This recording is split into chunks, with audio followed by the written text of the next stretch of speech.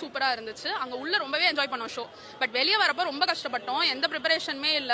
தண்ணி பந்தல், தண்ணி பாட்டிலும் கிடைக்கல, எதுவுமே இல்ல. ரொம்ப கஷ்டப்பட்டோம். நாங்க அந்த வாலாஜா ரோடு உள்ள போயிட்டு வெளியே வரதுக்கு கிட்டத்தட்ட 1.5 hours நடந்து வந்துட்டு இருக்கோம். ஷோ முடியறதுக்கு முன்னாடியே நாங்க கிளம்பிட்டோம். அங்கேருந்து ஒரு 12:45 கிளம்பணும். இவ்வளவு நேரமா ஆச்சு. இங்க ஃபுல்லா ஜாம் ஆயிடுச்சு. என்டையர் ரோ எக்கச்சக்க பேர் மயக்கம் போட்டாங்க.